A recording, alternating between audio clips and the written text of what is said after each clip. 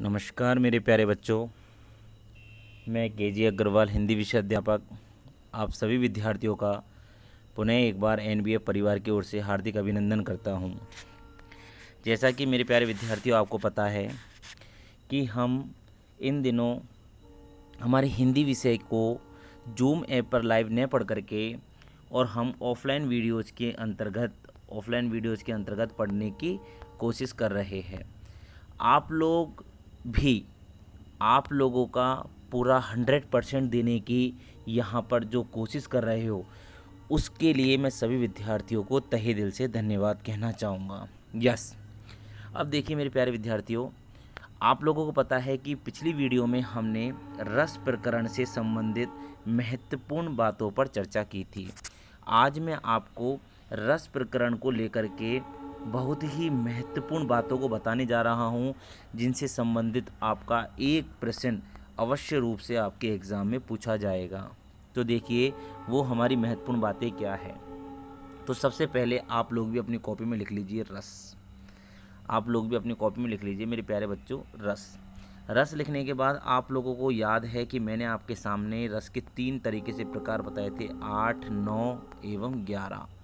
तो अब मैं आपके सामने पूरे 11 प्रकारों का एक्सप्लेनेशन करने वाला हूँ। तो आप लोगों को यहाँ पर ध्यान क्या रखना है वो बात सुनिए। आप यहाँ पर ध्यान रखना है आपको रस का नाम एवं रस का स्थायी भाव। सबसे पहले आपकी जो जिम्मेदारी बनती है वो बनती है रस का नाम और उस रस के स्थायी भाव के बारे में आपको उत्तर देना ही आप लोगों के लिए यहाँ पर सबसे महत्वपूर्ण कार्य होगा। अब देखिए रस क्या होता है और स्थायी भाव क्या होता है, ये मैं आपको समझा चुका कि जो रस होते हैं उसके 4 अवयव होते हैं, अर्थात 4 अंग होते हैं, विभाव, अनुभाव, संचारी भाव और स्थायी भाव। वही स्थायी भावों की मैं आपके सामने चर्चा करने जा रहा हूँ, जिसमें आपके सामने मैं 9 प्रकार के रसों में 11 प्रकार के रसों के नाम बना करके और उनके स्थायी भाव आपके सामने एक्सप्लेन करने जा रहा हूँ। तो देखिए मेरे प्यारे बच्चों, अभी तक जो मैंने आपको जानकारी दी है वो बहुत ही महत्वपूर्ण जानकारी है। अब आप एक एक प्रश्न को ध्यान से सुनोगे और एक एक प्रश्न के साथ उनका उत्तर बनाते चलोगे। मैं एक तरफ लिखूँगा रस का नाम और एक तरफ लिखूँगा प्यारे बच्चों स्थायी भाव। एक तरफ क्या लिखूँगा? स्थायी भाव। तो देखिए सबसे पहला जो रस है वो मैं आपके सामने लिख रहा हूँ श्रृंगार।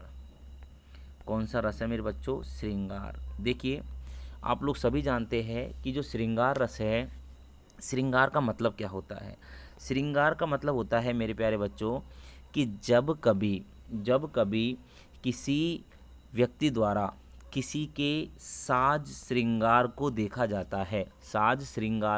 जाता है तो उसके मन में उस श्रृंगार के कारण से उस व्यक्ति के प्रति प्रेम जागृत हो जाता है। उस व्यक्ति के प्रति क्या जागृत हो जाता है? प्रेम जागृत हो जाता है। और इसी प्रेम को रस की भाषा में स्थायी भाव के रूप में रति कहा जाता है। क्या कहा जाता है मेरे बच्चों?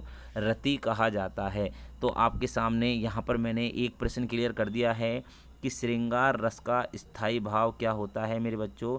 श्रृंगार रस का स्थायी भाव होता है रति। यहाँ तक की बात क्लियर है? सब लोग लिख लीजिए, एक तरफ श्रृंगार और एक तरफ रति। 1 नंबर का प्रश्न यहाँ पर आपका क्लियर। अब देखिए दूसरी महत्वपूर्ण बात क्या है मेरे बच्चों कि जो श्रृंगार रस है, जो आपके सामने अभी मैंने श्रृंगार रस लिखा है, ये श्रृंगार रस मेरे बच्चों 2 प्रकार का होता है। कितने प्रकार का होता है? 2 प्रकार का। अब ये 2 प्रकार का कैसे होता है वो आप देखिए। पहला तो होता है मेरे बच्चों संयोग। पहला कौन सा होता है? संयोग। ऐसा कि ऐसा लिख दीजिए आप लोग। और दूसरा होता है वियोग। दूसरा क्या होता है मेरे बच्चों? वियोग। क्या आपको दिखाई दे रहा है जो मैं लिख रहा हूँ? बिल्कुल दिखाई दे रहा होगा मेरे प्यारे साथियों को।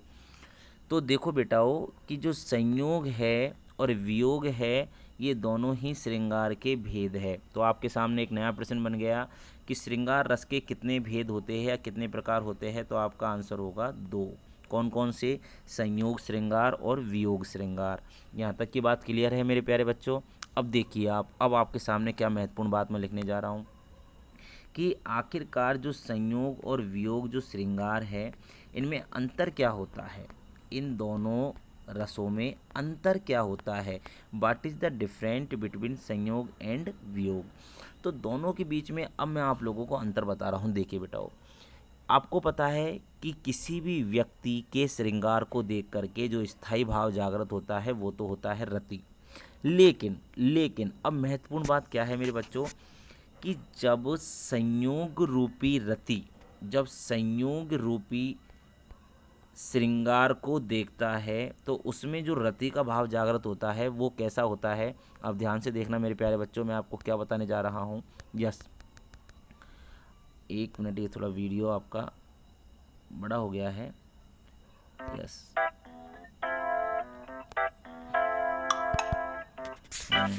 ये ऐड आ गई बेटा, ऐड बिल्कुल निश्चिंता से सुनते रहे। यस, ये 1 मिनट का ऐड आ गया, बिल्कुल ना घबराए, तो इस ऐड को फ्री कर देते हैं।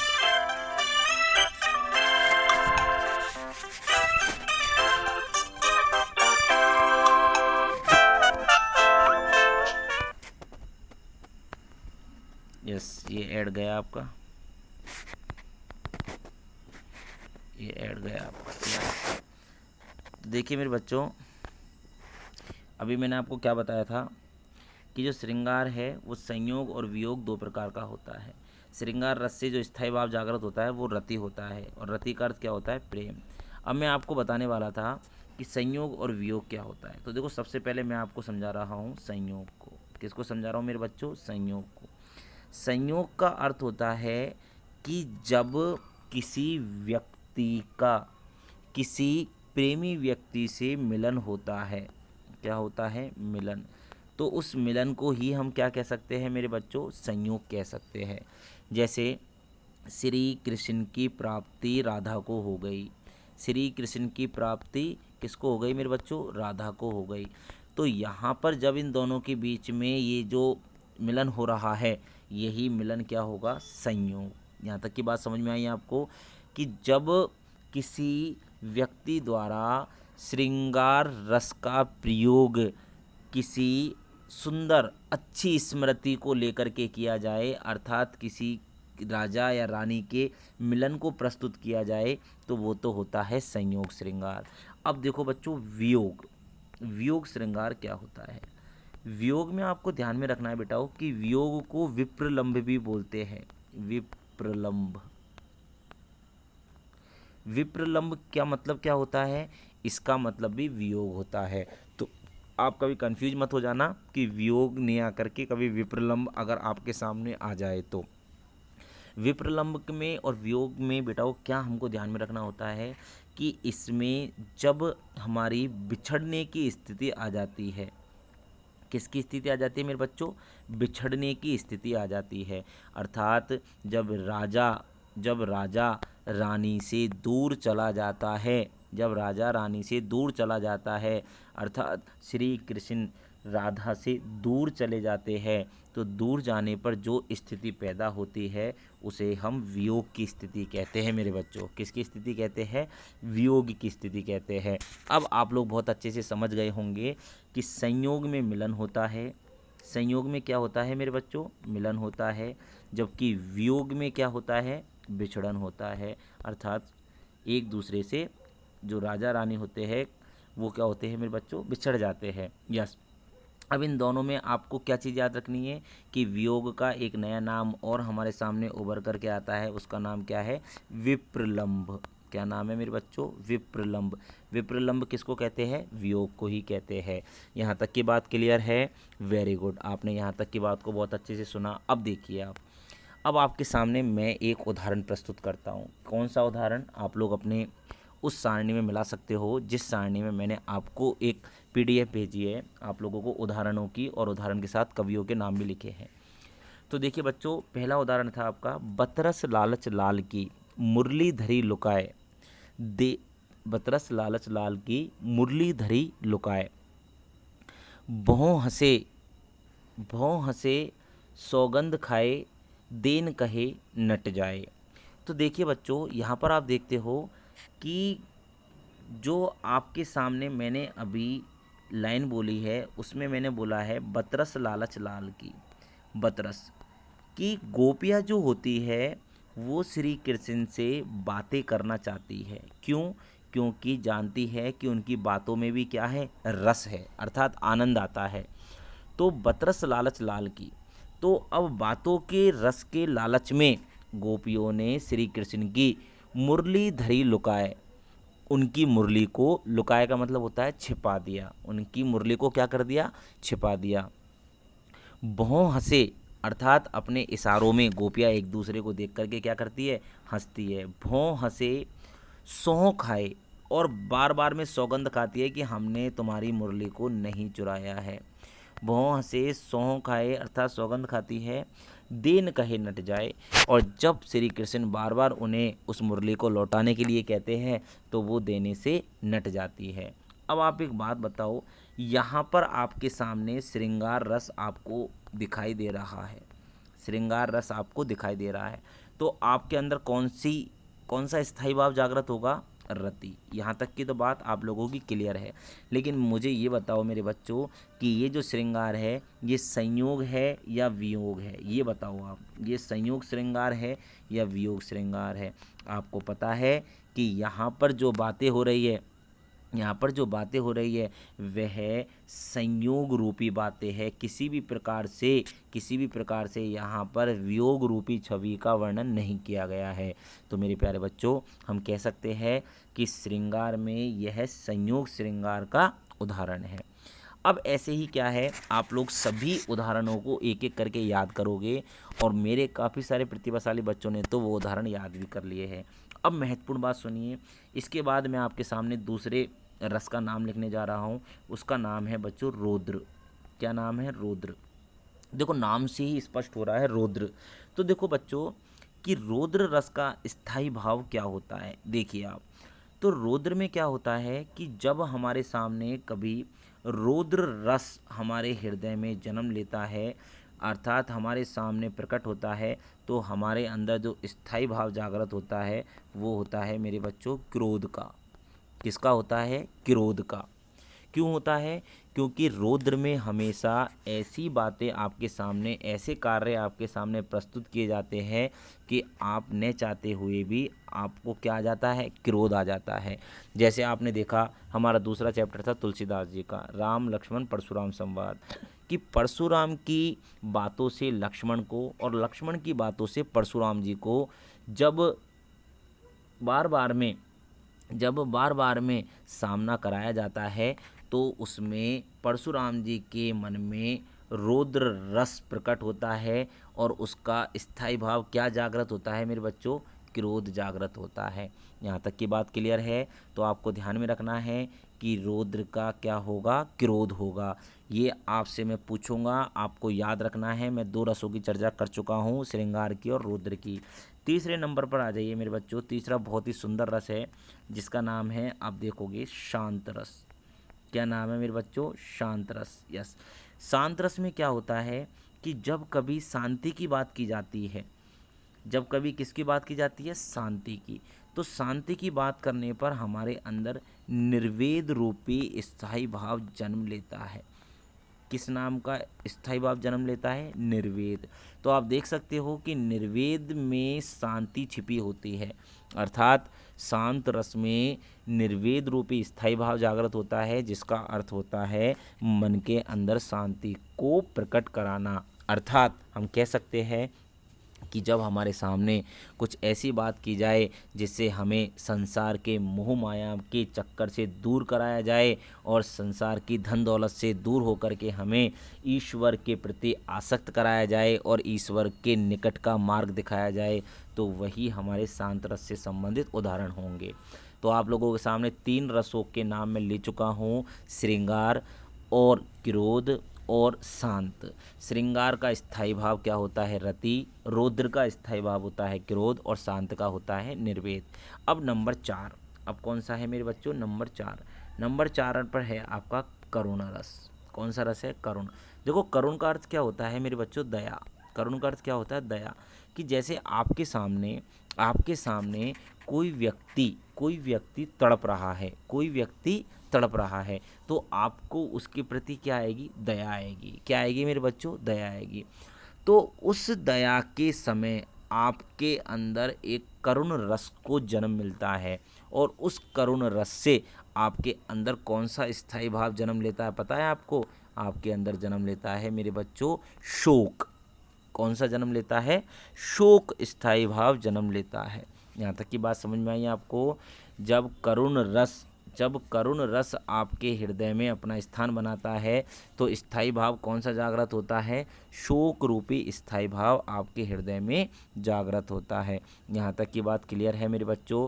करुण का मतलब दया होता है। शोक का मतलब क्या होता है? शोक का मतलब होता है दुख प्रकट करना। अब आप जानते हो कि आपके सामने अन्याय हो रहा है तो आपको उसके प्रति दया भी आएगी और आपके हृदय से उसके प्रति शोक भी प्रकट होगा। तो शोक जो होगा वो स्थायी भाव होगा। तो ऐसे दृश्यों को देख करके जो हमारे हृदय में स्थायी भाव जागृत होता है उसे ही हम शोक कहते हैं। और शोक किस रस का स्थायी भाव है मेरे बच्चों? जल्दी बताओ फास्ट। वेरी गुड, करुण रस का स्थायी भाव है। अब बात करता हूँ मैं 5वें नंबर के रस की। 5वां रस है आपका बेटा वो वीर रस। कौन सा है? वीर रस। वीर, आप जानते हो कि वीर व्यक्ति जो होते हैं वो हमेशा अपनी वीरता दिखाने के लिए उत्सुक रहते हैं, कि कभी भी उन्हें मौका मिलता है। जैसे आपने देखा कि लक्ष्मण कहता है कि वीर योद्धा वो होते हैं जो युद्ध भूमि में युद्ध करते हैं। अर्थात हमेशा वीर योद्धाओं के हृदय में क्या बना रहता है? उत्साह बना रहता है। क्या बना रहता है मेरे बच्चों? उत्साह बना रहता है। तो आप ध्यान रखना हमेशा कि वीर रस का स्थायी भाव होता है उत्साह। और हमारे अंदर यह भाव कब जन्म लेता है? जब हम किसी वीर योद्धा को युद्ध करते हुए देखते हैं या वीरतापूर्ण कार्य करते हुए देखते हैं। कैसे? जैसे आप देख रहे हो कि महाभारत के अंदर अर्जुन किस तरीके से दुर्योधन को, उसकी सेना को परास्त करने में लगा हुआ है और सारी सेना उनकी डरी हुई है। तो वहाँ पर अर्जुन की वीरता का आपको क्या दिखता है? वर्णन होता हुआ दिखता है। तब आपके मन में जो स्थायी भाव जन्म लेता है वो कौन सा लेता है? उत्साह लेता है मेरे बच्चों। नंबर 6 आपके सामने 5 मैंने बोल दिए हैं। 6ठे नंबर पर है मेरे बच्चों अद्भुत रस। कौन सा रस है? अद्भुत रस। यस। अद्भुत का मतलब क्या होता है आप सबको पता होगा। अद्भुत का अर्थ होता है मेरे बच्चों आश्चर्य। अद्भुत का अर्थ ही क्या होता है? आश्चर्य। आश्चर्य। और इसे हम विस्मय भी कह सकते हैं। इसे हम क्या कह सकते हैं मेरे बच्चों? विस्मय भी कह सकते हैं। तो ध्यान रखना कि जब आपके सामने कोई अद्भुत दृश्य प्रस्तुत हो, कोई ऐसा दृश्य प्रस्तुत हो जिसे देख करके आप अचंभित हो जाओ, तो वहाँ पर आपके सामने जो रस बनेगा वो अद्भुत बनेगा। और अद्भुत का स्थायी भाव क्या होता है मेरे बच्चों? या तो आप आश्चर्य बोल दीजिए या आप विस्मय बोल दीजिए, दोनों में से कोई सा भी जवाब दे सकते हैं। यहाँ तक की बात क्लियर है? यस। नेक्स्ट हम 7वां लेते हैं। 7वें रस के अंतर्गत मैं आपको बहुत ही एक गज़ब का रस बताने वाला हूँ, जिसके कारण से आपका मन तो खराब हो जाएगा लेकिन आपको आनंद आ जाएगा। यस। उस रस का नाम है मेरे बच्चों विभत्स रस। क्या नाम है? विभत्स। देखो विभत्स में क्या होता है? विभत्स में हमें सबसे पहले तो क्या है कि इसमें घृणा होती है हमें किसी चीज़ से। क्या होती है? घृणा। जैसे आप देखते हो कि किसी शेर ने किसी हिरण को मार डाला और वह हिरण मृत रूप से जंगल में पड़ा हुआ है। फिर चील कौवा आकर के उसके जिस्म को नोच करके खा रहे हैं। तो हमें उस दृश्य से क्या हो जाएगी? घृणा हो जाएगी। तो जब भी आपके सामने कोई इस तरीके का दृश्य या इस तरीके की बात करता हुआ कोई नज़र आता है तो आपके हृदय में जो रस जन्म लेगा वो विवत्स लेगा। और उसका स्थायी भाव या तो आप घृणा बोल सकते हो उसको, या आप बोल सकते हो मेरे बच्चों जुगुत्सा। क्या बोल सकते हो? जुगुत्सा। ये जुगुत्सा और घृणा ये दोनों ही विवत्स के स्थायी भाव है। इनमें से आप कोई सा भी नाम इसमें लिख सकते हैं। 7 रसों का वर्णन मैं आपके सामने कर चुका। अब हम बात करते हैं 8वें रस की। 8वें रस का नाम है मेरे बच्चों हास्य रस। कौन सा रस है? हास्य रस। हास्य रस में आप जानते हो कि हम लोगों को जिस स्थायी भाव की उत्पत्ति होती है वो होती है हास। हास का मतलब हंसना, कि आपके सामने कोई ऐसा दृश्य प्रस्तुत किया जाए कि जिससे आपकी हंसी छूट पड़े। जिससे आपकी क्या छूट पड़े मेरे बच्चों? हंसी छूट पड़े। तो वो हंसी जिस रस का कारण होती है वो रस होता है हास्य रस, और इसका स्थायी भाव होता है हास। यहाँ तक की बात आपको समझ में आई। अब आप लोगों के सामने अब आप लोगों के सामने मैं 8 रसों के नाम प्रकट कर चुका हूँ और आपने आठों रसों को बहुत अच्छे से समझ लिया है। किसी प्रकार की आपको समस्या अभी तक मैंने नहीं आने दी है। अब इसके बाद अब देखो 20 मिनट की वीडियो हो गई है बेटा, और ज़्यादा लंबी वीडियो इस पर अपलोड नहीं होती है। इसके बाद जो आगे के हमारे एक रस तो हमारे मूल रसों में है और 2 रस हमारे 11 रसों में जो शामिल है, उन तीनों रसों को हम नेक्स्ट वीडियो के अंदर पढ़ेंगे और समझेंगे। और उनके साथ साथ हम नेक्स्ट वीडियो में सभी रसों के एक एक उदाहरण पर भी महत्वपूर्ण चर्चा करेंगे। आज के लिए इतना ही। बहुत बहुत धन्यवाद, आपने मुझे ध्यान से सुना और समझा।